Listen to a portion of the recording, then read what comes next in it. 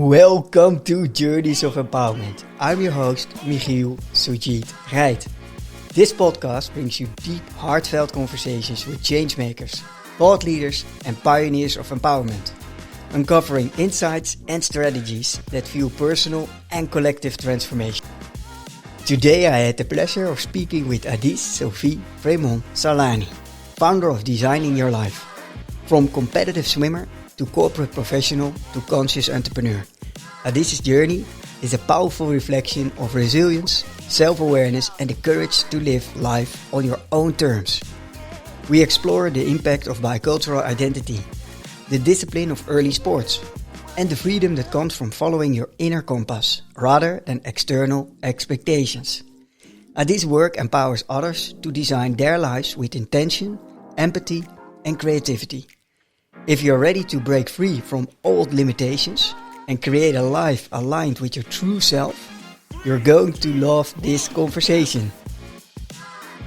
Before we dive in, a quick shout out to our sponsor Neotopia, helping leaders turn behavior change into lasting impact.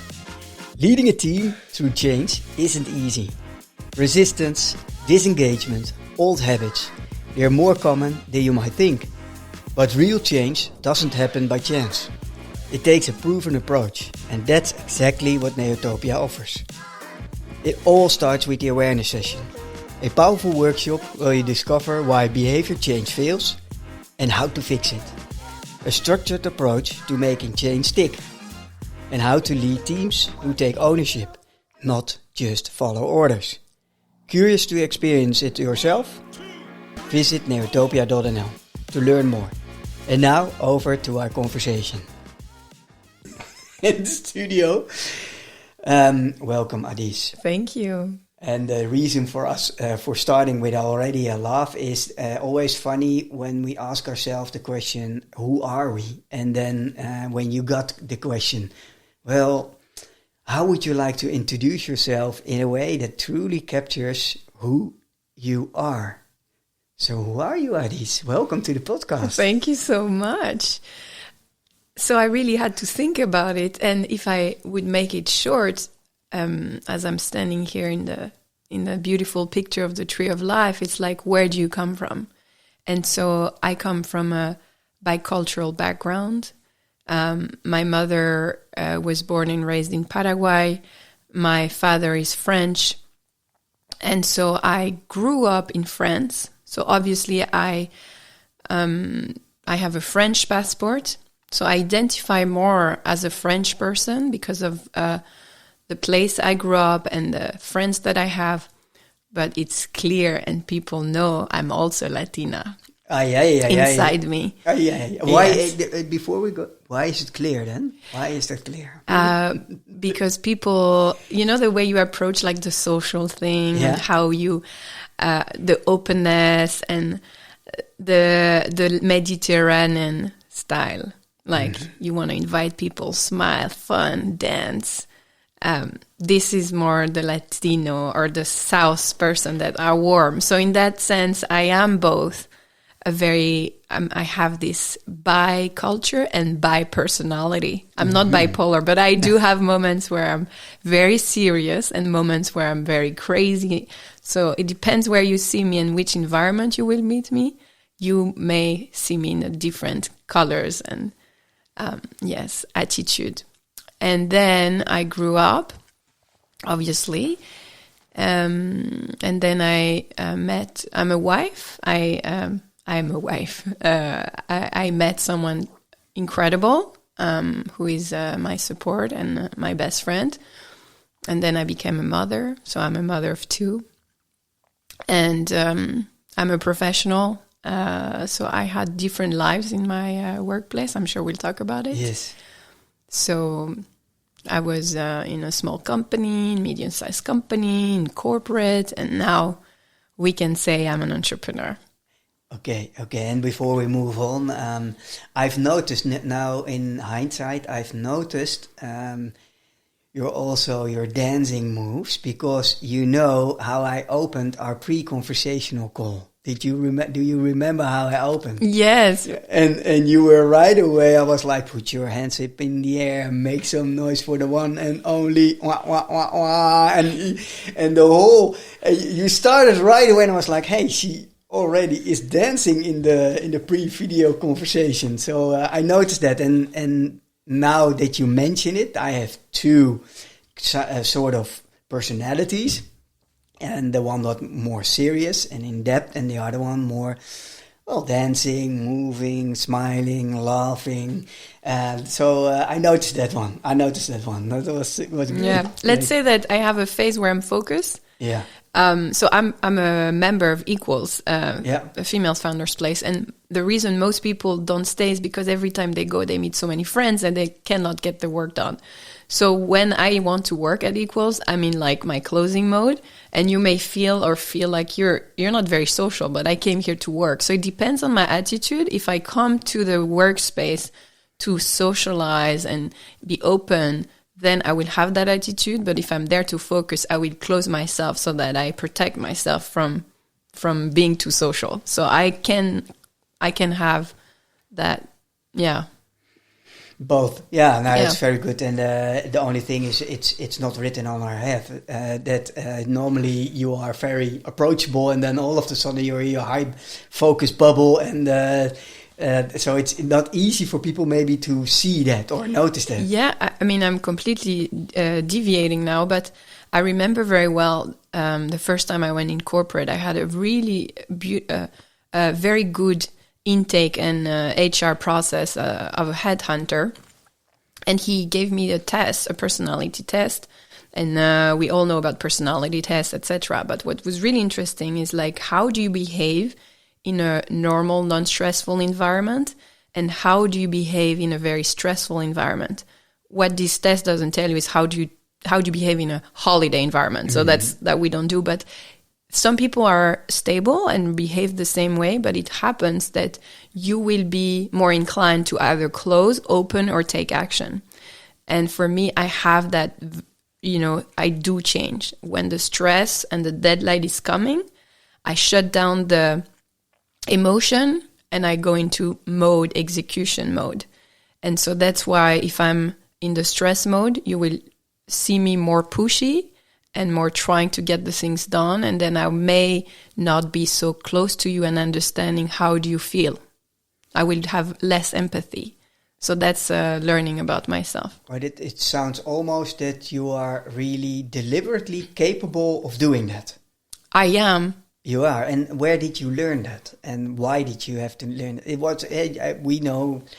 I know that you have a swimming sports background. Maybe there already started something, because also the noise, cutting out the noise, focusing on the lane you're in, and maybe there, or I'm just guessing, but is there some correlation between your sports background?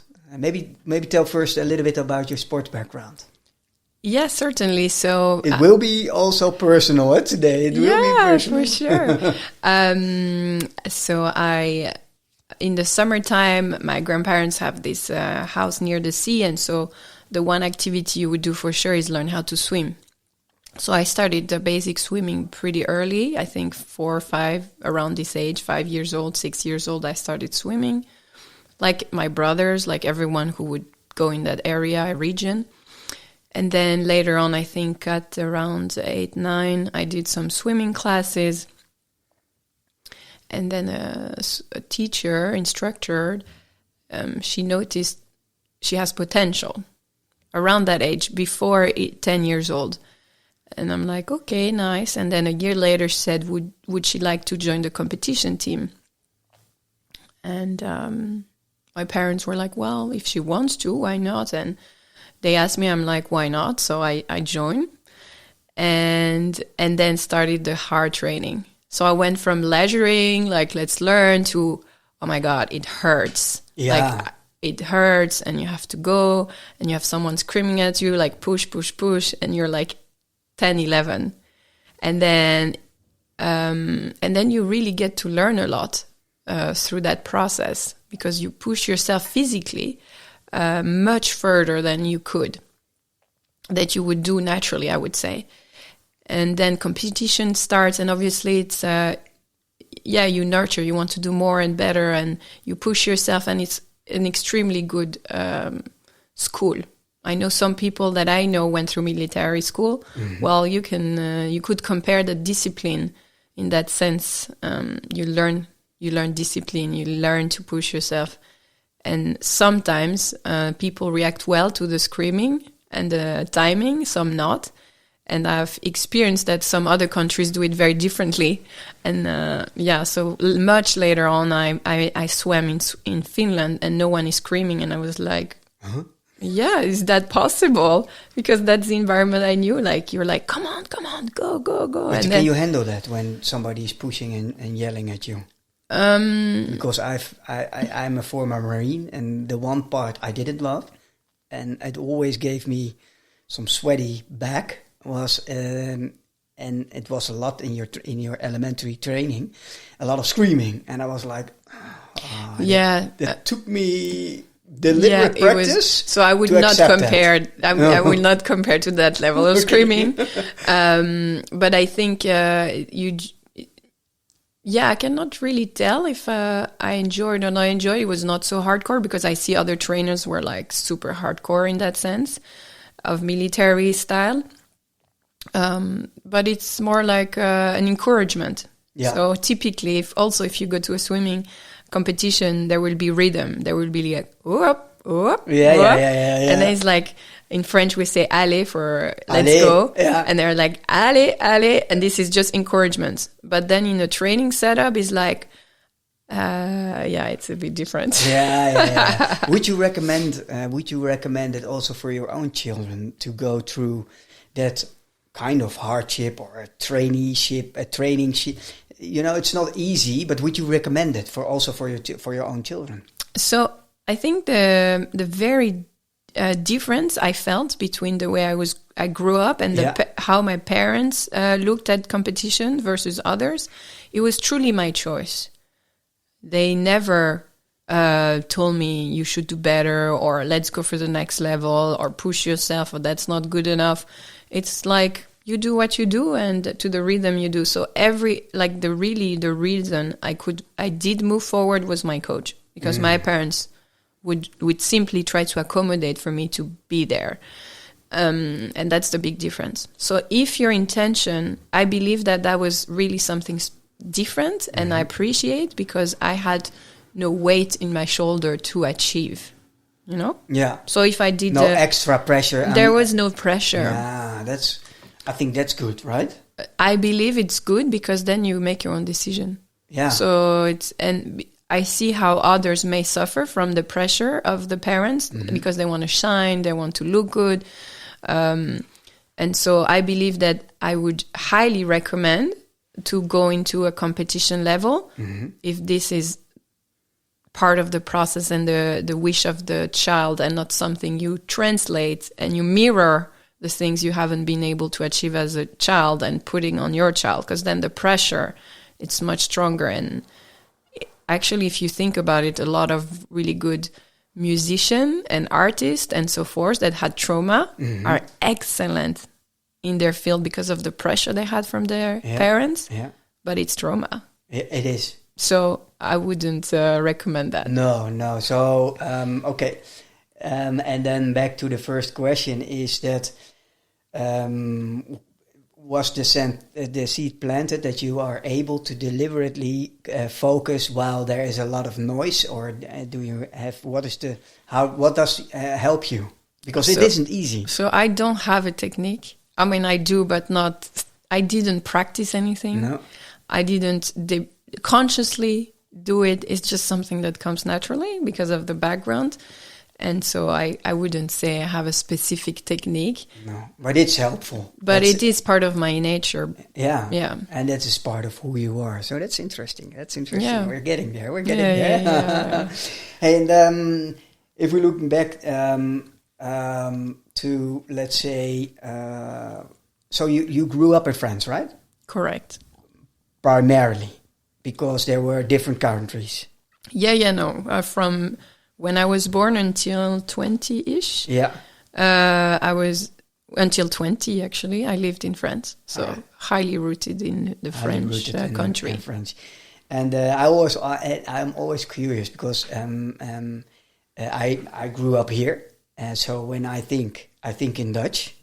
And when you think about something, are you thinking in French or are you thinking in English?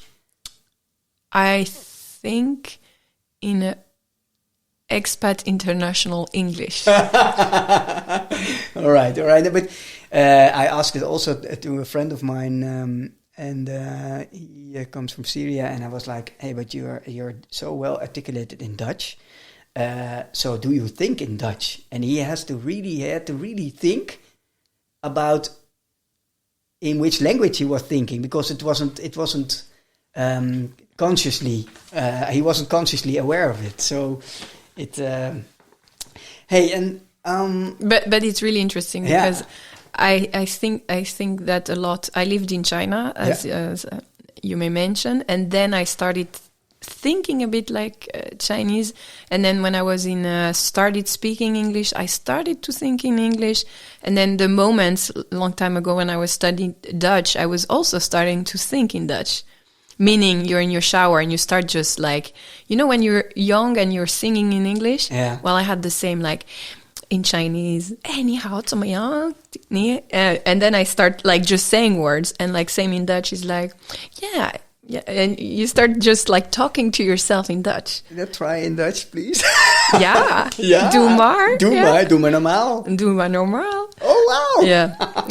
Nou, ik spreek geen Nederlands, maar ik denk in Nederlands, maar ik spreek geen Je niet. parle un petit peu français. Ouais. Maar oui. Voilà.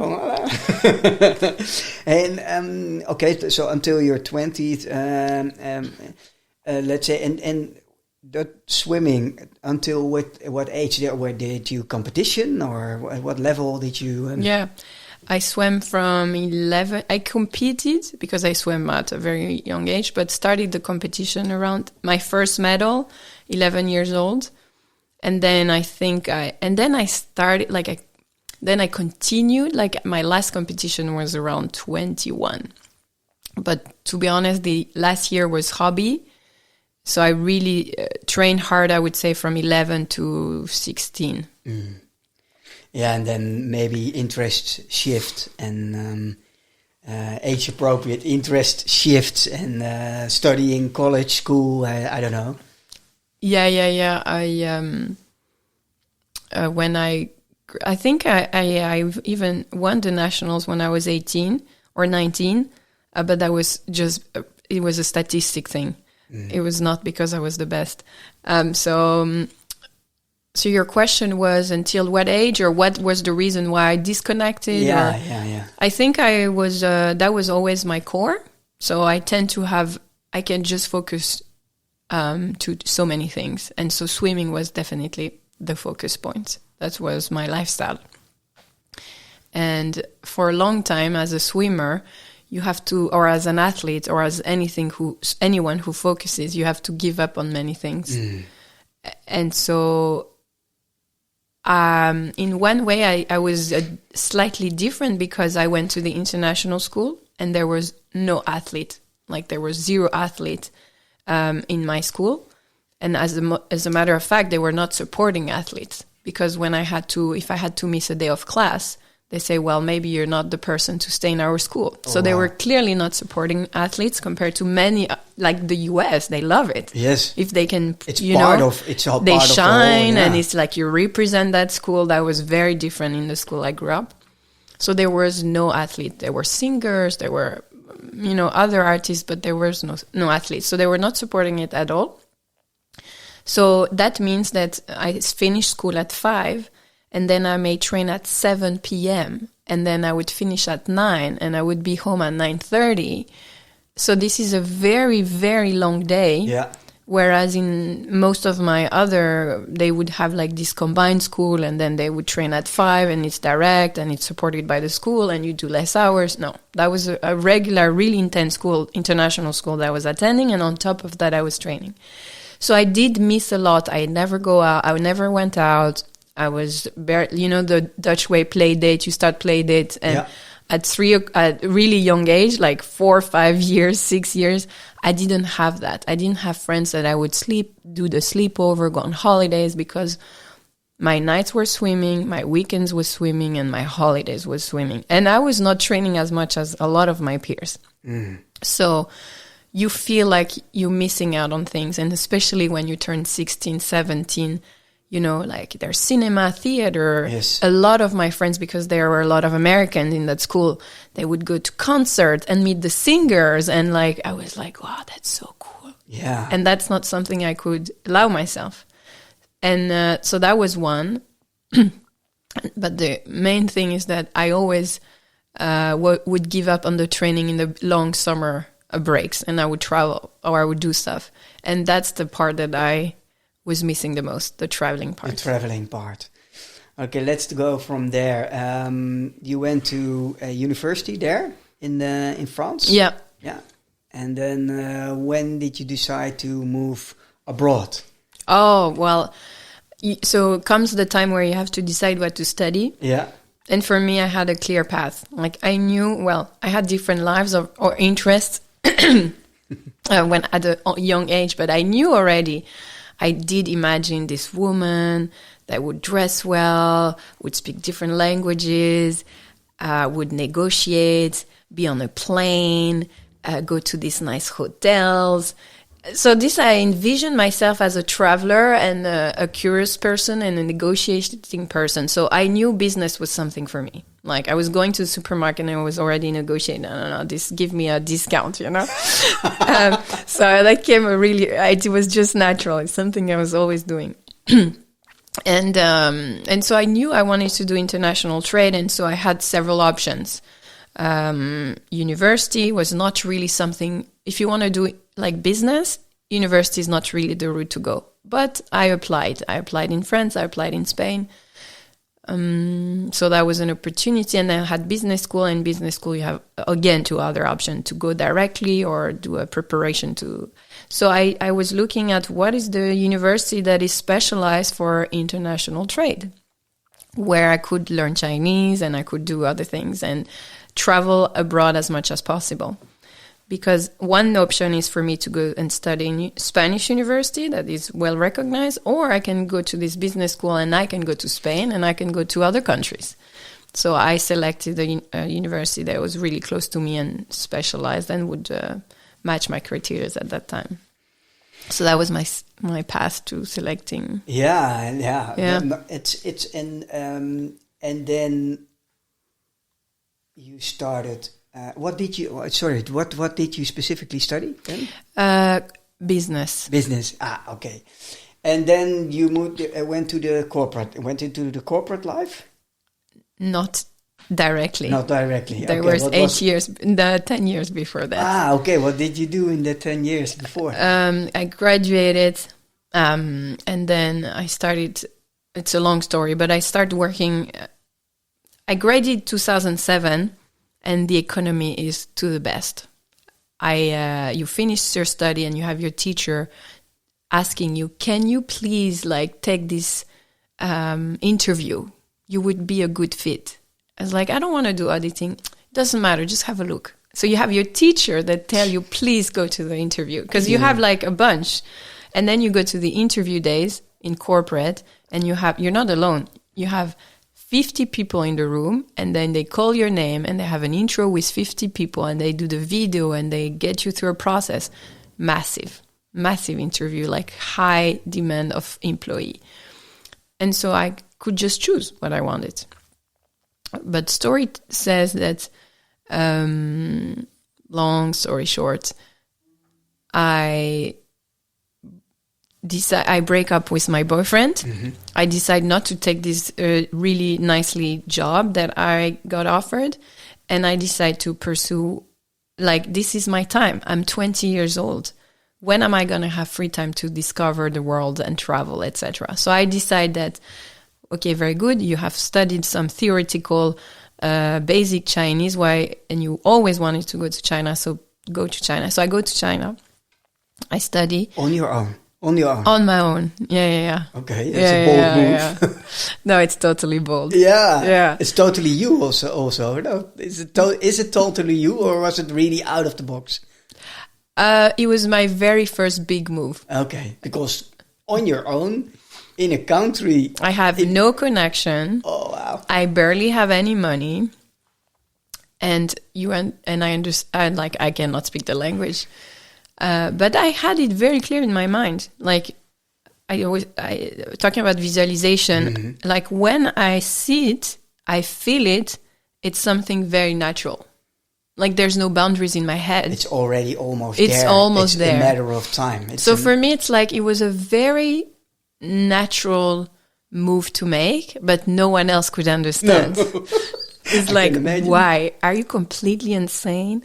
I was like, no, it makes a lot of sense in my past. Like, I'm doing business. I want to understand the culture in Asia, and China is the biggest country. And if I ever want to trade with China, this is the next move. And here we go.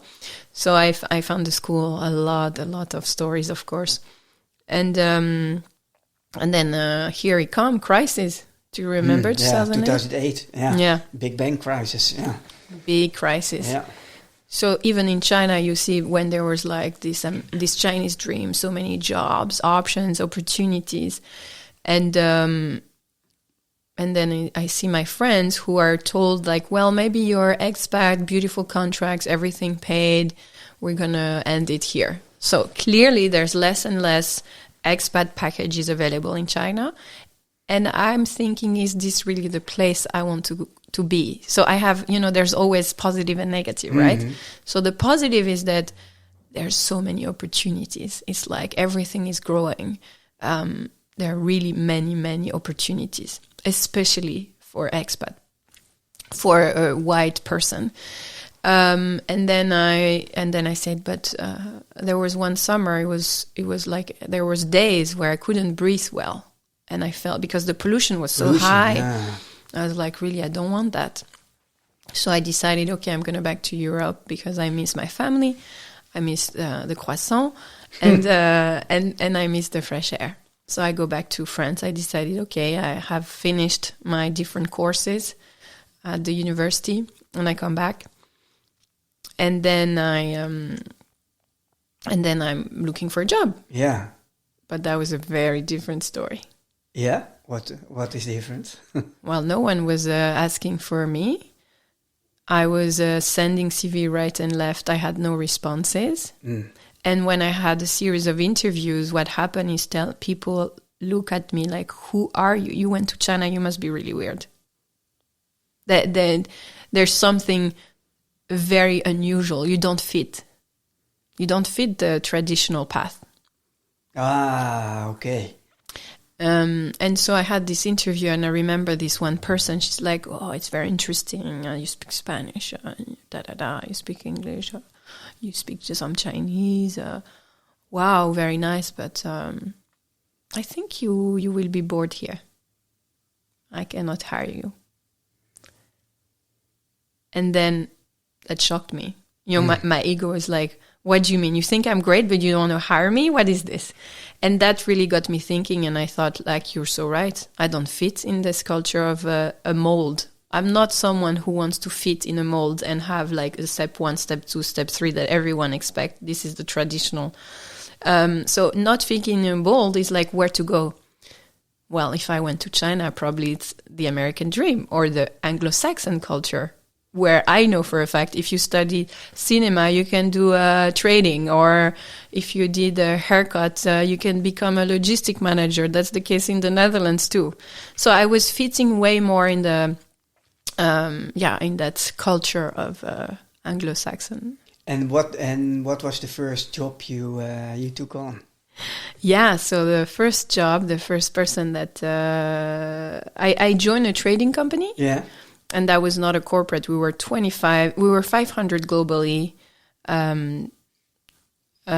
billion dollar company, but 25 people in Hoofddorp. Yeah, so that was not corporate. And then 7 years and a half later, I went into my first corporate job. Trading also, or trading? No. So I was in the space of packaging plastics. Yeah, plastics. 7 years in plastics. 7 years in plastics, selling resins. And then I moved to a company that was selling resins as well, but petrochemical, the one that produces plastics for specialty plastics. And what was your role then there with your background, your atypical background? And I can't guess it. It's so funny because... Well, there's many things I have done before I moved to the Netherlands, and I was doing so many small jobs. Yeah. So I worked for a consulting firm. I worked for a friend who had a fashion brand who I helped for 6 months. I had my internship in interior design. So I was a Parisian who liked beautiful things and fashion and so forth. Explore. And so the reason why they hired me was I knew about the industry of plastics really well, but I was French as well. I knew the language, and I could speak the language of someone in the industry of cosmetics and etc. So they needed someone to enter the cosmetic market in packaging. So they thought it's very, very unique to, it's really hard to find someone with this background. I was like, I would never imagine that being in Paris and being in fashion for 6 months helping a friend would be my entry to this industry. No, can you imagine? Yeah. But it became an entry. And then for 7 years and now to startup and entrepreneurial life. What made you choose that path? Yeah.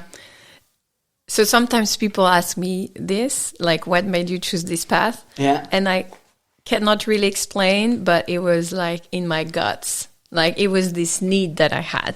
Sometimes it's it doesn't make sense. And you don't have the tech company that will scale in 2 years where we'll have 2 million investors. You do something because you really like it, but because also you know that you have to do it. So it was really gut oriented, but it took me, because I first started a small company as a something to try, and I didn't pursue it the first time. And so for me to go back into that journey was a bit of fear, and it got me thinking twice if that was something for me. Yeah. And is it something for you? Well, at this moment it is. All right. So let's jump into it. What are you doing? What are you heading up to? Very good. Last May, I registered at the KVK, which is the Chamber of Commerce. Yes. And the company is called Beyond Boundaries Consulting. Beyond Boundaries Consulting. Yes. Are we ready? Are we ready? So I think we have a lot in common, and I think in the space of coaching these beyond boundaries, I think maybe it resonates with your why and the mission. And my why is similar to yours. It is to be this bridge when you are stuck, to go and do the next step, to see things differently with new perspective. So what I do, either is for personal development or business, is to get you into a new environment or a new perspective to get to move forward when you cannot see the path. Ooh, that's interesting. And when do people recognize that they're at the stage that they can't see it? Is there a vivid moment? When are they reaching out? So no one's reaching out. It's mainly, this is another point I have to develop on that. But the moment you feel you need it is when you have been thinking about it for so long that you believe, okay, I tried. I really tried on my own, but I cannot manage to get the answer. So if you've tried and maybe enough, you recognize you need support to move forward, and you had enough of waiting and you're really ready to move forward. That's when you seek for a solution. So I ask, why are people not coming to me? Because I started and no one knew me. No one knew me. And so a lot of the people that come to my workshop, and we can talk more about it, is because I was visible somewhere and the words that I use were resonating. Yes. And they were it was synchronicity. I was needing this. I saw your word. I went into your website. I've seen what you do. That's what I need. And what kind of words were resonating? So at that time, I had 2 flyers. Yeah. One flyer was saying, "Are you stuck? Yeah. Question mark. Yeah. Are you ready to take the next step?" So that was the tagline. And the other is your job aligned with your aspiration? Ooh. Yeah, that's a great one. That's really resonating for me, but I think also with a lot of us, because are we doing something which is really aligned with our own values, our own purpose, our truest cause and quest in life, right? So this is interesting. Yeah, because exactly. So these were my 2 catchline. Yeah, and what are you offering? So what are you offering? I hear workshop, I hear sort of one-on-one coaching. What are you offering? Oh, very good. So we are officially, I'm very proud to say, I'm going to announce it on social media. We are officially Designing Your Life official partner in Europe, and more specifically in the Netherlands. And what do we offer? We offer, we are here to be your guide into transition. So we are here to help you to take the steps when you were not able to take it by yourself. And how do we do that? We do that through, the sprint, American, like washing machine, getting to a module to another module to another module. So we get you through a process that help you, 5 steps, design thinking process to get you to understand where do you want to go next and how are you going to take that very first step. So basically, what we do is, it's applying design thinking to your life. But it's very different to know about design thinking and actually implementing into what do you want to do next. It can be very transformative if you have such a strong framework and you apply it to your own personal life, right? That make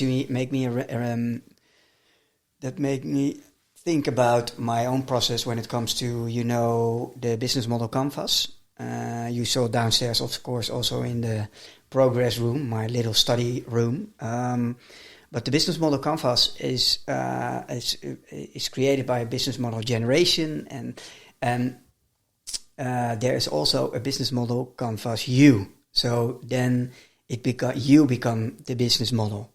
And because it was 2014, and I decided to divorce, and that was a very important life-changing moment. And I decided,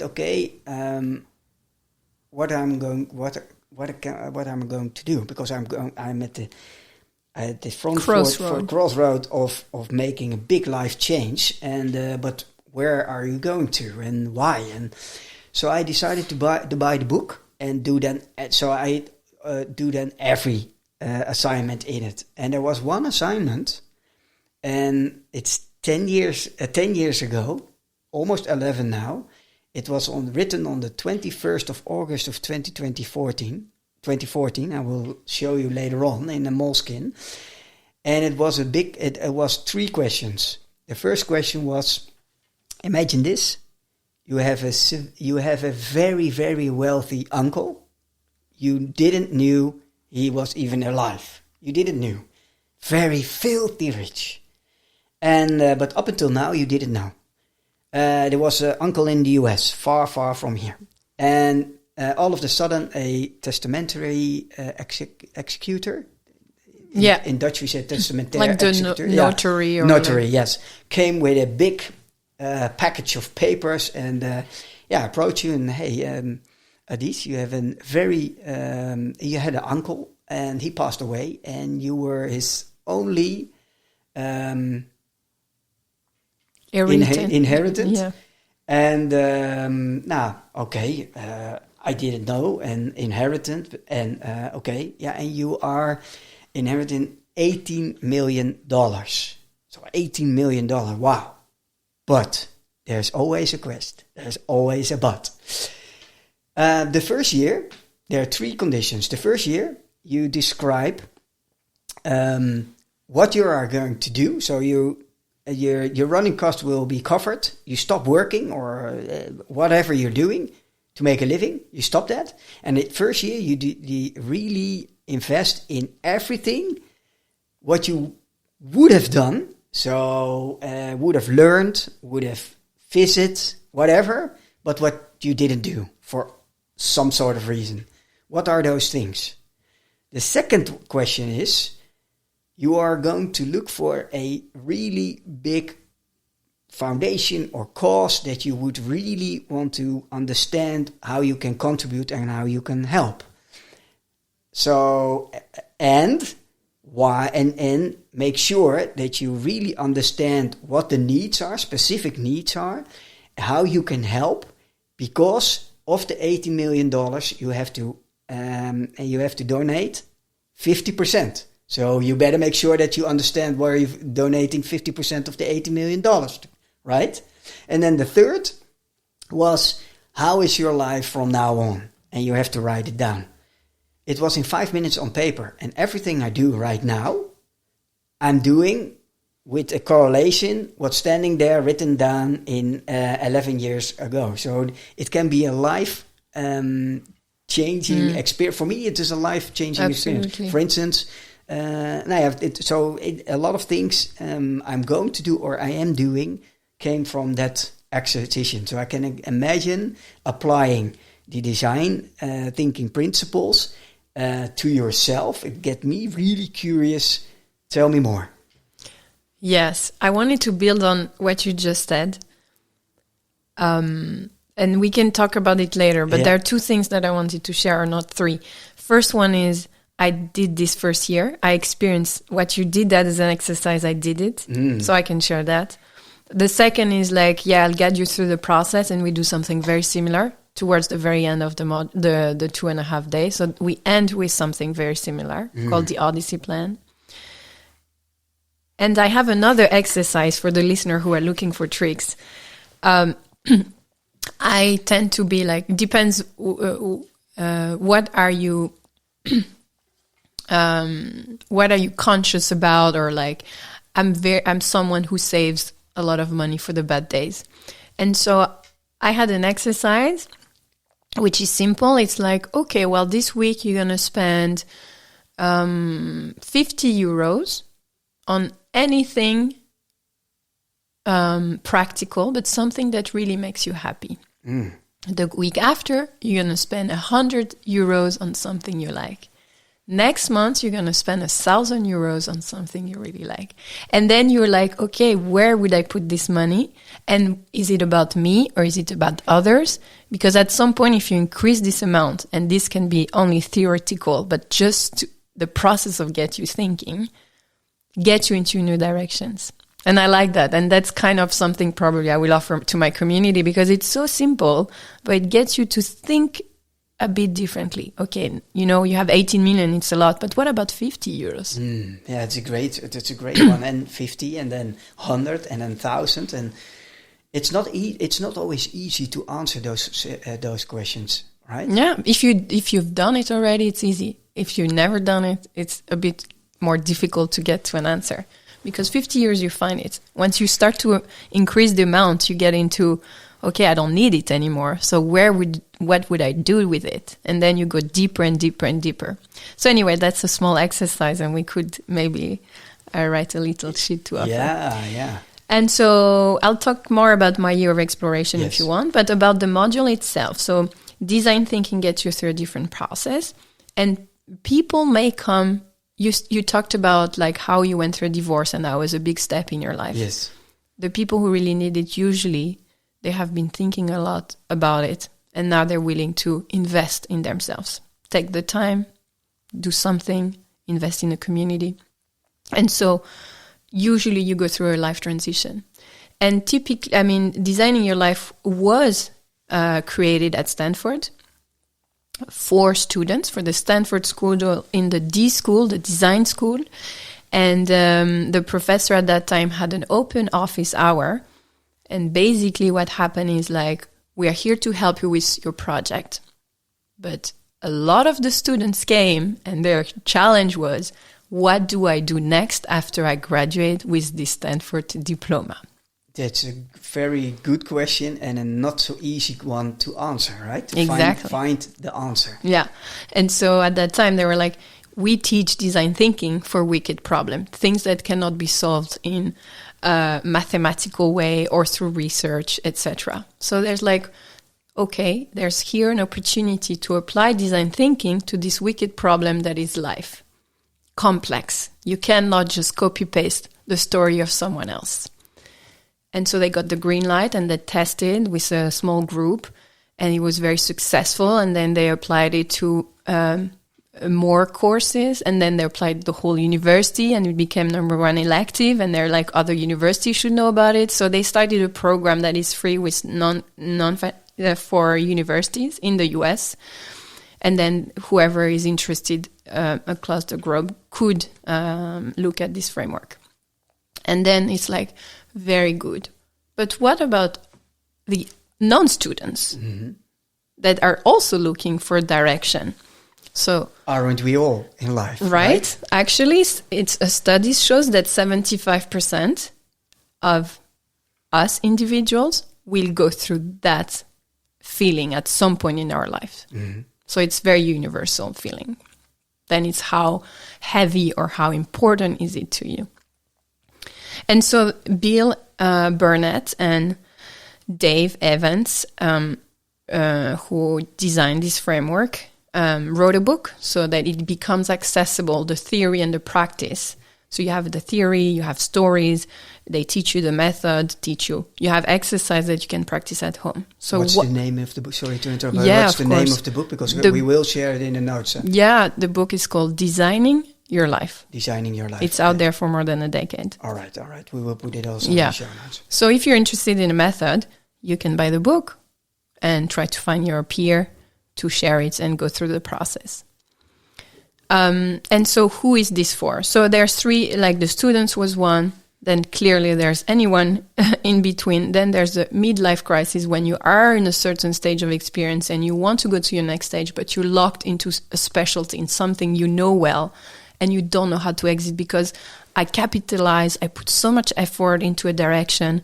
Why would I ever change? It's like this fear of, right? So it's really hard to move from a place of safety and recognition and something you know well. It's like the more routine and the more known it is, the harder it is to change if you haven't have that mindset of having these different lives. So this is definitely where I am. And in the Netherlands specifically, this is mainly my audience and mainly international. This is who do I serve mainly, but DYL, anyone can come. And then we have another group, which is people who retire, people who are, they only, you go into your third life and you have known a life of work, a 9-to-5 job maybe. Being needed. Having a schedule. Yeah. And then suddenly you retire and you don't have your alarm and your coffee at 9 a.m. and you don't know what your schedule is. So for some people, it's great because they've been thinking about it for a long time. But a lot of the time, you have been dreaming about this moment when finally you have time. And when time comes, you don't really know what makes you happy. So designing your life framework is for all of these stages. Was about the audience, right? Yes. Who comes? Yeah. And the second question was, what do you learn through this process? Yes. So the first part is having empathy, empathy with yourself. So when you launch a product, you want to know your audience, you want to behave like them, you want to understand what's in your head. But do you do that exercise for you? Do you have empathy with you? Just a second. There we have to little bit pause because before we move on to next steps, what is empathy?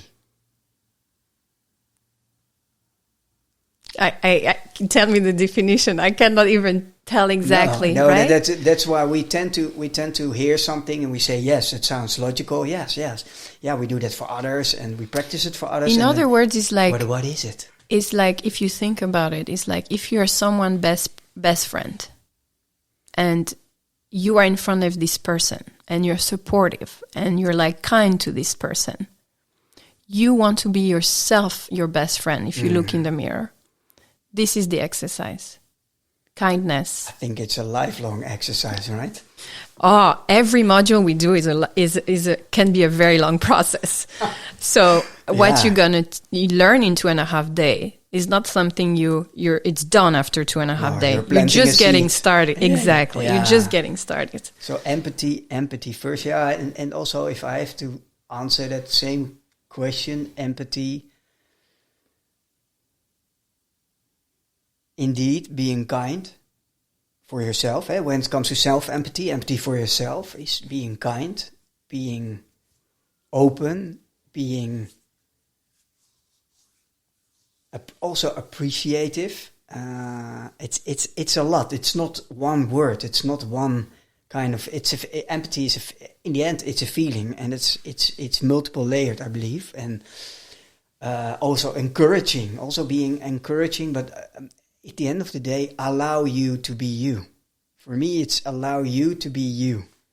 Yeah. So I just want to clarify the words and the name that I give. Yeah. Are from design thinking. Yes. So we use a word for many things, but in that specific a module of empathy is knowing yourself and knowing where you come from and knowing the stories you tell yourself. Mm. So the reason me and I think differently because we have different upbringing and we tell ourselves different stories. And your neighbor, you're very different because he has other beliefs. So we all have beliefs, and the question is, are you aware of them? It's a good question. Are we at all time? That's no. But we're not going into so much depth, but the exercise is really like, what makes you today? What were the stories you told yourself that made you in a positive and negative way? So what has been able to push you? Because you said you were self-driven and you have done so many things. What were the things and the stories you told yourself that you're able to do that? Because a lot of people are not able to do that because there are beliefs that you can make it and other people may think differently. Mm-hmm. So it's all about like what drives you and what stops you. And I did this exercise last year in June when I did my first workshop as a participant. As a participant, so applying it to yourself. Yeah. Okay. And then I realized I didn't do this exercise before because it's not part of the book. So, and I was like, the reason why I don't invest money in the stock market is because in my family, there's a belief that you will lose everything. Mm. So this is my limiting beliefs. And there have other many beliefs that makes me who I am in a positive way. So having that awareness is like, okay, well, I can decide to follow it, or I can decide not to follow it, or I can decide to work on it. You have that stage. And then we do an exercise that is about what is your view on life? What is your view on work? And then you have to match. Are you aligned with this, with what you believe that this is where I want to be and where you're now? And that's the starting point. Because then you start to evaluate the reason you're stuck is because there's something here that is not working for you. Right? A sort of gap analysis between those two. Right? Exactly. That's what we do. Yeah. And that it's the starting point of defining, okay, then what is the challenge or the problem that I want to solve? Because as designer, you have a problem to solve. And then you're like, okay, this is the area I want to solve in my life. But how do you phrase it? And how are you going to look for solutions? Because the reason why we're stuck is because either we may not have the right solution. This is a really big one.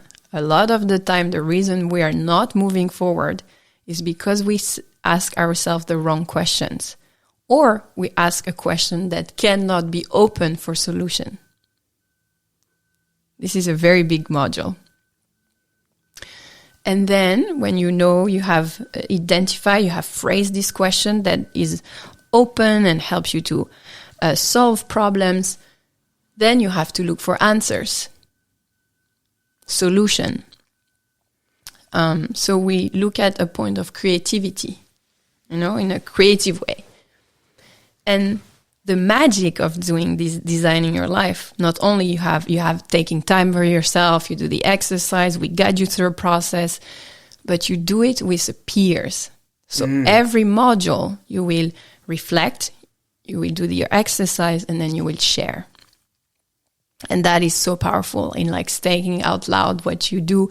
And then it's like finally it stays with you. It's like your body feels it to another level, another degree. And when you do ideation, why do we do ideation? Because if you're constantly with the same people, same environment, what do you think will happen? Tunnel vision. Exactly. This is my world and this is my worldview and that's it. Yes. But I feel deep down inside I want something else, but I don't know what. And there's my gap. Exactly. But I don't recognize it as a gap, so I'm running around in circles and that's my life. Something like that. Could be. But we don't have to be so dramatic. Maybe I love to dramatize a little bit. But maybe, exactly. And so the exercise we do is really like the brainstorming.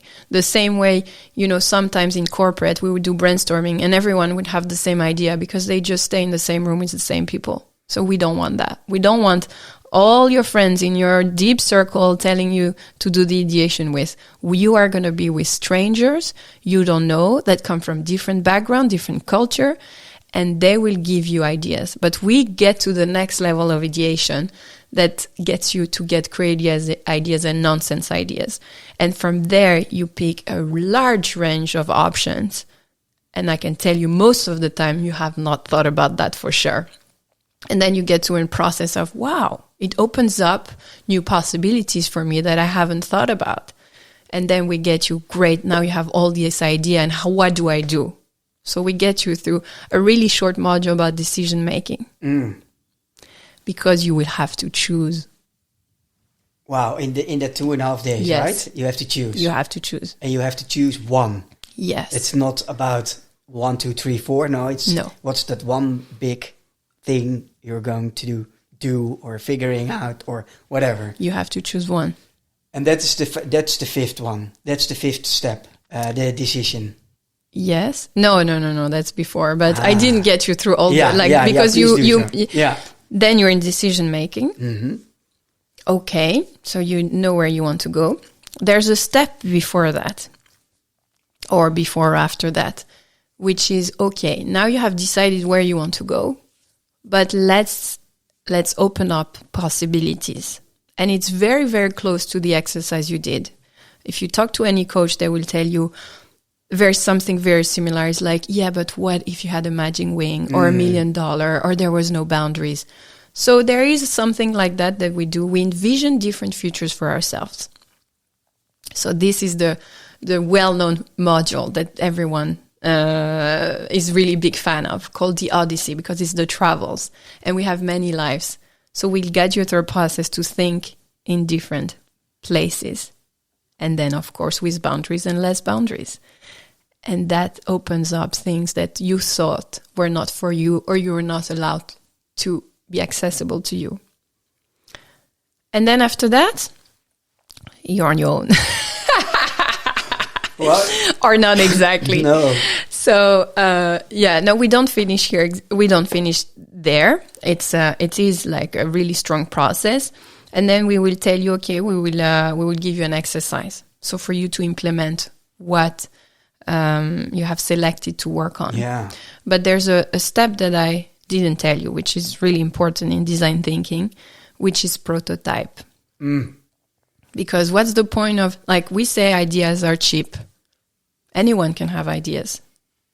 So sort of minimum viable product building, but then specifically catered to what you are going to do or figuring out that one thing that came out, right? There's one thing you said you're going to test it. Yeah. You have to test it. We're not in theory anymore. So that's why when we test, we test in an imaginary way in our head. But now we want you to test outside the world. So we finish with a nice closing, and you have to, we have prototyping in your head. Now you have to prototype in the real world, and you will find your body in the group or outside the group. And then we meet 6 to 8 weeks later for you to tell me, what have you done in this time? And then there are a few things we send in the meantime. But basically, this is the story. So we're just giving you this first step. That's what more or less what experience you can have if you join. And so this framework, you said you went through it as a participant. Yeah, so I when I decided that was my mission and that's what I wanted to do, of course I had to experience the workshop myself as a participant. Because I'm very curious, are you willing to share what was the outcome of the process steps and what were the learnings for yourself? Yeah. Because it is about you. So I was, since the book, so that's like 7 years ago. Yeah. That's when my journey started. I was applying other techniques because it's not just one. Then you will add your own other elements that will come into the design your life, because everyone has a little thing that they add through their journey. And so I was applying many things. So I knew the concept already in a way. What I told you earlier is that there are certain elements that were new to me, like the limiting beliefs and other aspects. But what I did, and we do teach prototype, and you were like, can you repeat in your exercise, what was the task you were given with the 18 million? What was your task for year one? My task for year one is to come up with everything you would have done, would love to do, but didn't do up until then for certain reasons, whatever it is, and you have a year to do them. Yeah. So, and for me, it was writing a book, meditation, getting to know my daughter India, my oldest daughter India better. It was going to India, visiting India. It was starting a foundation around the orphanage where I was once given away. Now, you know a little bit now my background story before we started this recording, and you hear some things are really already in progress. So, but the first question was, what would you have done if... golfing. It was also golfing. So a little yin-yang to my very highly driven character. So golf or yoga. I still don't do anything or any of those. Yeah. So for me, like I do recognize that taking a year off out of work and not having an income is a luxury. Yeah. So you have had this experience. I have had this experience. And then there's always hacks on how can you make it happen. But I decided one part of my life is that I also do sabbaticals. So I did the first sabbatical when I went to China. I did the 7th sabbatical when I started my first company. And I was entering a 3rd sabbatical. And this sabbatical was exactly your exercise. Exactly what you said, that's what I did. I said, for the next year, I'm not going to take any assignment, any paid assignment. If it's volunteering, it's okay. But if it's paid, it's driven by the finance part. And I would like to do things that don't necessarily make any sense financially and are driven by my heart and my intuition. And so I did several things. I did what other lives have not experienced. What are the things that I'm interested in? And there were so many things, of course. So I didn't have to list. I knew what was driving me. And it was mainly an interest of my career steps. I was really interested in sustainability. That was my past. But I didn't want to do only packaging. I wanted to be more. So I went in sustainability, and I talked to many people. So I talked to different women who had agency in the sustainability space in the Netherlands. And then I was like, well, what do I like? What do I not like? And then I did lots of interviews in different jobs and areas that I once in my life was interested. And that would tell me, is this still relevant for me? Is this something that makes me feel like, wow, that's where I want to be? I was looking for the wow moment. It's like, is this where I want to be? And in a lot of the times, there was always something that I liked, but more things that were not fitting me completely. And so in the space of sustainability, I really like the giving workshop, ideation, creating things, thinking of the future, thinking of the change. How are you going to be a company that is more aligned with your values? How are you going to bring good? So anyways, I've done tons of interviews. I have done a routine that was a luxury. Like every morning I would wake up and go to my yoga studio. I would do so many things. And that slowly get me to discover new people, new places. And I was like traveling in my own city. Yeah? Like discovering a lot of new things. A lot of new things. And it was for me, it was like traveling. It was like, wow, all these things that I could never have done if I was 9 to 5. And if people say, oh, let's go there, you don't have an agenda, so why not? What a luxury. And the topic that came again and again and again, I started hosting workshops. Yeah, that's what I hear. And it's what I also hear is guiding transformation. So guiding the process, of course, the framework, but it suits knowing you now a little, and also in a pre-conversation, the conversation we had, you light up when it is about guidance and transformation. There is something in there. And then the workshop is the vehicle. So, absolutely. Right? The why and the how. Yeah. And that's something. So sorry, but it a light bulb in my own head. Absolutely, you got it right. And then workshops, but you decided to do, and then workshops, and then you decided to become a official partner of Design Your Life, right? Yeah. And where are you at right now with your company, and where are you heading to? Maybe you can put the right names of stages. Yeah. The first stage was, is there a demand? Yes. So you know how you put your price super low and you invite all your friends and then it works, but that's not relevant to the market. So when I did my first workshop, I only had invited one friend in my circle. And so I had 10 paid clients. So if I advertise, will people come? So concept proof, there is a demand. Am I able to run the workshop? I am, with my co-facilitator. Will people like it? 9 out of 10 in reviews, people like it. So I'm like, I'm in the right path first, like testing. Then the second is like, okay, am I able to add more opportunities to share what I'm doing and increase my price to slowly being closer to the market? Am I able to make it more professional? Am I able to grow my group, etc.? So can I make it from mini to closer to what it would look like in terms of people? Yes. Did people like it? Again, yes. I'm really I know the impact. And now we do a series of interviews to see like what's been the outcome after 3 months, 4 months, 6 months. I see the impact. I'm like, this is where I want to be. It's a confirmation that's where I still want to be. And so for me, I'm like building the company and I'm teaching myself how to run a business.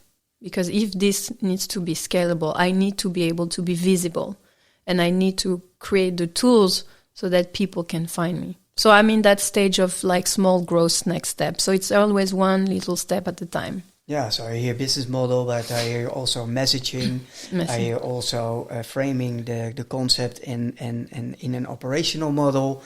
So I can talk about my 2025 ambition. Please do so. But it's mainly this year, it's about who are my strategic partners, who have the same values, with whom we're going to grow together, with whom it can be a complementary to their community or their services, so that they really believe in the framework. And I believe they are a strong brand to to associate with.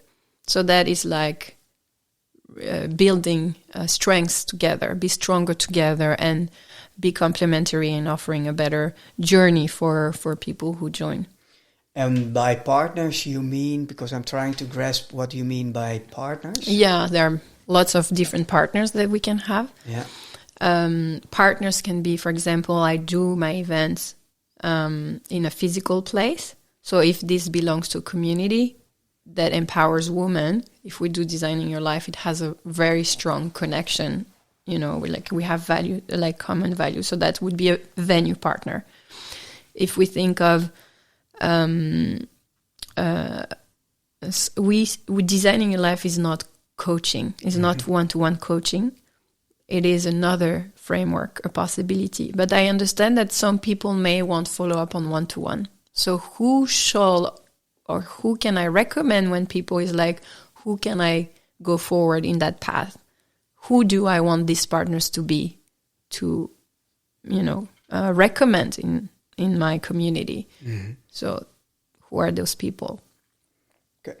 And more partners too, because I believe in collaboration. So yeah, I can imagine. And I was also trying to figure out is our partners also employers where you do it in company? Yeah, absolutely. So this is it's not really I don't know. It depends how depth it is. For now, it's just like I want for companies to know that we are now present in the Netherlands, so that they can offer the version for corporate. They can include it in their brochure and portfolio. Yeah. So when employees have a variety of options, sometimes 100, that we are there, so that they can choose from 100. Is DYL something for me?